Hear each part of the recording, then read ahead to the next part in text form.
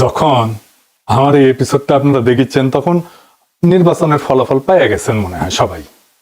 BNP যা predict করেছিল তাই সম্ভবত পাইছে 200-র বেশি সিট, কোথায় যেন দেখলাম 208টা। বিএনপি সরকার গঠন করবে। আমাদের তো বিজয়ী দলকে মুক্ত কণ্ঠে অভিনন্দন জানানো উচিত, তাই না? কিন্তু জানাইতে পারতেছি না মুক্ত কণ্ঠে। অভিনন্দন জানাই, অভিনন্দন জানাবো, কিন্তু মুক্ত কণ্ঠে জানাইতে পারতেছি না, কারণ আজকে আপনারা জিতছেন কিন্তু ইতিহাস অন্যদিকে হাঁটতেছে। কিছু বিষয়ের কারণে এই ভোটের গায়ে এমন ভাবে কালি লেগে গেছে যেটা খুবই খারাপ একটা কাজ হয়েছে। খারাপ কাজটা কি সেটা আমরা আস্তে আস্তে আলাপ করব। এটা দরকার ছিল না এইভাবে কারচুপি করার। ভোটটা সুষ্ঠু হয়েছে কিন্তু রেজাল্ট সুষ্ঠু হয় নাই। 10:30 পর্যন্ত রেজাল্ট আসতেছে মোটামুটি 2 জোট পাশাপাশি আগাইতেছে, 3-4টা সিটের গ্যাপ, কখনো এই জোট একবার আগে, কখনো আরেক জোট একবার আগে, তারপরে সব বন্ধ বেশ কিছুক্ষণ, ঘন্টা 2-1, তারপরে তত্তর করে বিএনপি আগে যেতেছে। আর জামাত জোট মনে হয় ঢাকার জ্যামে আটকেছে, আর নড়ে না, নড়ার চড়ার কোনো নাম নাই, ওইখানেই থাকলো। 40 থেকে বিএনপি 208 হইলো। আচ্ছা বলেন তো, কখনো এভাবে ডেটা ফাংশন করে?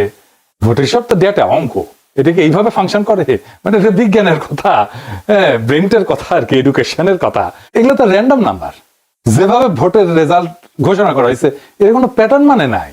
আপনি এই ডেটা যে কোনো ম্যাথমেটিক্যাল স্ট্যাটিস্টিক্যাল মডেলে ফেলেন, তারপরে দেখবেন এটা ম্যানিপুলেশন হয়েছে। একদম সেই অঙ্কে কষে এটা বুঝাই দেওয়া যাবে। আমি বুঝাই বলি একটা, ধরেন এটা 300 সিট, তাই না? 2 জোটের সাপোর্ট মোটামুটি কাছাকাছি। তো র্যান্ডম অর্ডারে সিট ডিক্লারেশনের যে ধারা একটার পর একটা আসতেছে, এইটা যদি আমি সাইমুলেশন করি, বারবার করে দেখি, ধরেন 1 লাখ বার করি, করে দেখবো যে কয়বার এরকম প্যাটার্ন আসে। প্যাটার্নটা কিরকম? যে 10:30 পর্যন্ত নেক টু নেক ফাইট চলতেছে, তারপরে টোটাল ফ্রিজ একদিকে, আর একদিকে ম্যাসিভ অ্যাক্সেলারেশন, দাম করে উঠে গেছে উপরে। এটা সম্ভাব্যতা কত? এটা সম্ভাব্যতা যদি 0-এর কাছাকাছি হয় তাইলে এটা কারচুপি। আমি অঙ্কটা করেছি, হ্যাঁ, অঙ্ক করলে, হ্যাঁ, আমাদের বাংলার মার্টিন লুথার কিং অঙ্ক ভয় পায়, তা আমি করেছি। যদিও আমি স্ট্যাটিস্টিশিয়ান না, তাইলে এইটা হওয়ার সম্ভাবনা 0। মানে 1,90,000 বিলিয়ন কোটি বার যদি আপনি এটা করেন তাহলে একবার আপনি এটার চান্স আছে।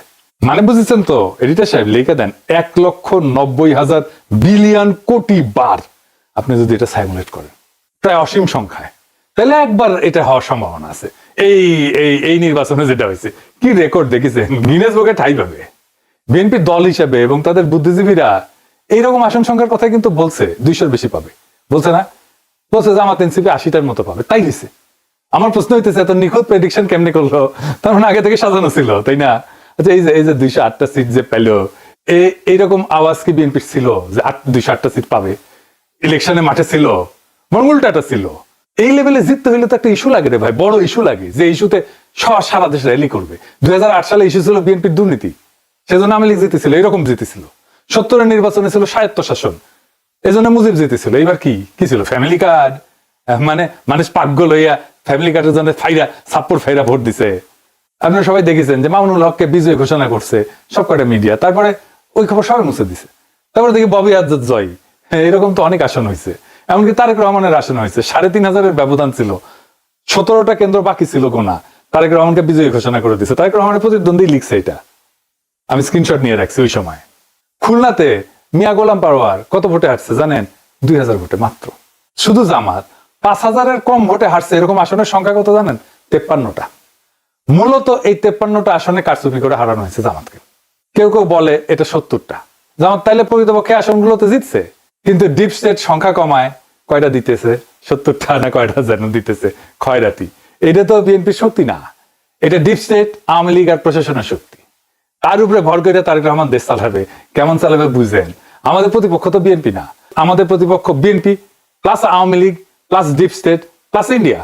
প্রয়াত ডক্টর আলী আকবর খান অর্থনীতিবিদ ছিলেন, সাবেক আমলা এবং তত্ত্বাবধায়ক সরকারের উপদেষ্টাও ছিলেন সাবেক। ওনার একটা বই আছে, অবাক বাংলাদেশ, বিচিত্র ছলনাজালের রাজনীতি। ওইটা উনি লিখছেন যে কিভাবে নির্বাচনের ফল বদলায় দেওয়া হয়। উনি লিখেছেন কারচুপি হয় ভোট গণনার পর্যায়ে এবং ফলাফল ঘোষণার ঠিক আগের মুহূর্তে। বুঝেছ? একই জিনিস ঘটেছে না? অধিকাংশ ক্ষেত্রে দেখা যায় ভোট গ্রহণ শেষ হওয়ার পর যখন গণনা শুরু হয় তখন বিরোধী দলের পোলিং এজেন্টদের ভয়ভীতি দেখায় বা প্রশাসনের সহায়তায় কেন্দ্র থেকে বের করে দেওয়া হয়। দেওয়া হয়েছে না? বের করে কুমিল্লা 8 বরুড়ার একটি সমস্যা আমরা তুলে ধরেছি। সেখানে আজকে বিশেষভাবে ভোট শুরু হওয়ার কিছুক্ষণ পর থেকেই আমাদের 30টা সেন্টারের এজেন্ট থেকে তারা বের করে দেয়। রিটার্নিং অফিসারের পক্ষ থেকে দেই দিচ্ছি করে এবং পদক্ষেপ নিচ্ছি করে কথা বললেও কোনো পদক্ষেপ তিনি কার্যকর করতে পারেন নাই। এখন পটুয়াখালী মির্জাগঞ্জে এরকম সমস্যা আছে, আপনারা শরীয়তপুরেও একটি সমস্যা আছে, সেখানে বিভিন্ন আসনে সমস্যা তৈরি করেছে তারা। গোপালপুরের অধিকাংশ কেন্দ্রে এজেন্ট বের করে দিয়েছে, এরকম তথ্য আমাদের কাছে এসছে। পোলিং এজেন্টদের অনুপস্থিতিতে যখন ভোট গণনা করা হয় তখন আসল জনমত প্রতিফলিত হওয়া কঠিন হয়ে পড়ে। উনি লিখেছেন যে রিটার্নিং অফিসারের কার্যালয়ে, মানে যে ডিসি আর কি, সে রিটার্নিং অফিসার হয়, রিটার্নিং অফিসারের কার্যালয়ে ফলাফল পাঠানোর আগে যে সংকলন তৈরি করা হয় সেখানেই বড় ধরনের কারিগরি করা হয়। ফলে দিনের বেলায় দৃশ্যত শান্ত নির্বাচনও রাতের ফলাফল ঘোষণার সময় সম্পূর্ণ বদলে যেতে পারে। দেখেছেন, একই কথা কয়ে গেছে গুরুজন। হ্যাঁ, কি চমৎকার কয়ে গেছে। এটাই ফলো করেছে আর কি, বুঝি চাও। এটাই জানে আমাদের অ্যাডমিনিস্ট্রেশন, এটাই জানে আমাদের প্রশাসন, এটাই জানে আমাদের ডিপ স্টেট, এই কাজই করে। এই নির্বাচনের ফলাফল একটা ইন্টারেস্টিং জিনিস দেখায়। আমরা বলে জাতীয় পার্টিকে ওয়াইপ আউট করে দিছি। রংপুর ছিল জাতীয় পার্টির দুর্গ। আওয়ামী লীগ বিএনপি 35 বছর ধরে সিট ধরাইতে পারেনি সেই দুর্গতে। আমরা এটা ফ্ল্যাট করে দিছি, আমরাই করছি, বিএনপি করে নাই।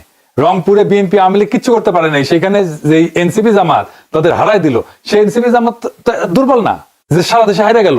এই চিত্রটা, রংপুরের চিত্রই সারা দেশে হওয়ার কথা ছিল, হইল না, ডিপ স্টেট হইতে দিল না।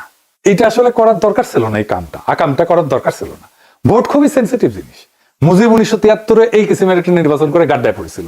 হাসিনা নির্বাচন না দিয়া এরকম কিসিমের নির্বাচন করে গাড্ডায় পড়েছিল। কাশ্মীর একটা নির্বাচনের ফল মানে নাই, এই জন্য অগ্নিগর্ভ হয়ে আছে কাশ্মীর না কতদিন থেকে।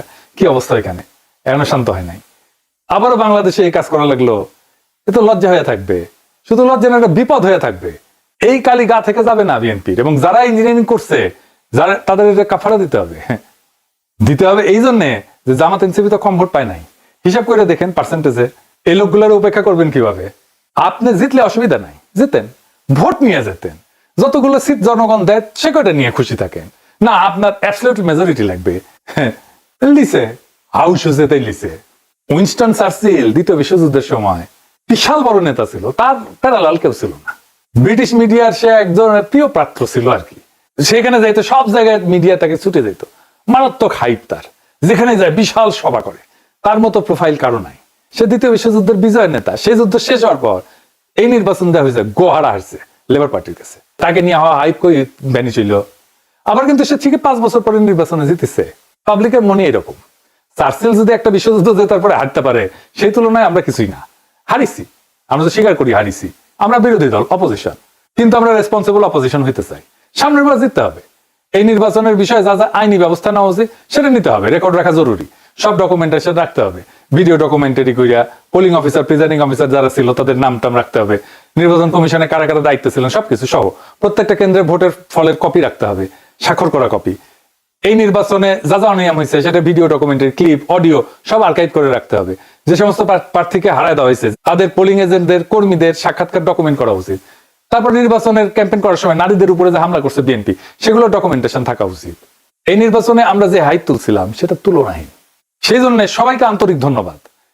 অসম্ভব কাজ করছেন আপনারা, কিন্তু সেটাকে ব্যালটে নিয়ে যাওয়ার জন্য যে আরো কিছু করণীয় ছিল সেটা আমরা ঠিক মতো করতে পারি না। এটা স্বীকার করা ভালো, বা করতে পারি নাই। ভোট কেন্দ্রগুলোতে পর্যাপ্ত কর্মী দেওয়া যায় নাই। বেশ কিছু আসনে বিদ্রোহী প্রার্থী ছিল, এটা আমাদের জন্য সমস্যা করছে। কোনো মিডিয়া নাই আমাদের সাথে, কেউ আমাদের কথা বলে না, লিখে না। ইলেকশন ক্যাম্পেইনে ইন্ডিয়া ইস্যু যেভাবে আসা দরকার ছিল সেভাবে আসে নাই।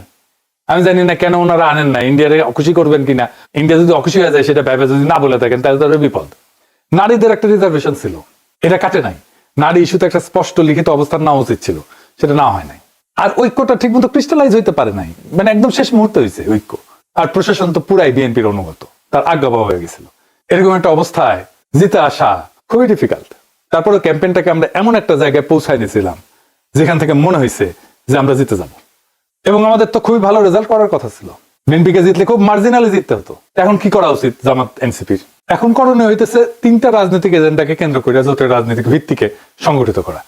1 নাম্বার, একটা রেসপন্সিবল অপোজিশনের ভূমিকা নেওয়া। আমরা রেসপন্সিবল অপোজিশন হইলে আওয়ামী লীগ ফেরার রাস্তা বন্ধ হয়ে যাবে। এখনই নতুন সরকারের বিরুদ্ধে আন্দোলন সংগ্রাম করে খড়গহস্ত হওয়া উচিত হবে না। আমরা দেখি কি ডেলিভার করতে পারে বিএনপি। এই সরকার চালানো বিএনপির জন্য হানিমুন পিরিয়ড হবে না, অত্যন্ত জটিল হবে সরকার চালানো। আর যা যা প্রতিশ্রুতি দিছে সেগুলো ডেলিভার করতে ওদের ঘাম ছুটে যাবে। জামাত এনসিপি আন্দোলন করলে বলবে ওদের জন্য আমরা কাজ করতে পারি নাই, দায় চাপে দেবে আপনার উপরে। 2 নম্বর হইতেছে এই বিএনপি শাসন চালাইতে গেলে ভুল করবে, মিস্টেক করবে, অত্যাচার করবে, নিপীড়ন করবে, নির্যাতন করবে। আপনারা একটা হাসিনা 2 রেজিম দেখতে পারবেন। সেইখানে আমাদের খুবই ক্যালকুলেটিভ আন্দোলন গড়ে তুলতে হবে। এই যে দেখেন ইলেকশনে জিতে আওয়ামী লীগের স্লোগান দিতেছে বিএনপি, একটা দিতে শিবির ধরে ধরে জবাই করে।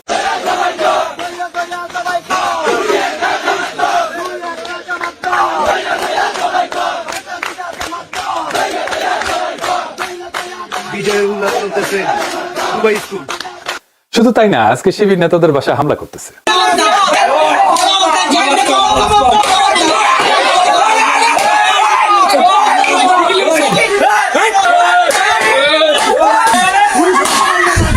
বিএনপির সন্তান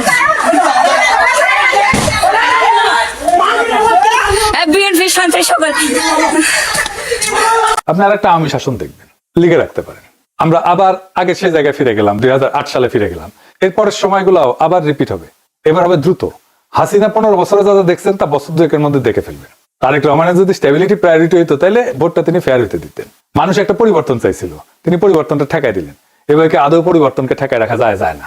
আর 3 নম্বর স্ট্র্যাটেজি হইতেছে আজকে যে শক্তি জামাত আর এনসিপির পিছনে দাঁড়াইছে সেই শক্তিকে সংহত কইরা পরের নির্বাচনের জন্য আজ থেকে প্রস্তুতি নেওয়া উচিত। এই নির্বাচন কিন্তু দেখাই দিল যে বাংলাদেশ এখনো গণতান্ত্রিক পরিপক্কতায় পৌঁছায়নি, কিন্তু এই ভোট প্রমাণ করলো একটা বিকল্প শক্তি উঠে এসছে। এই শক্তিকে আর থামানো যাবে না।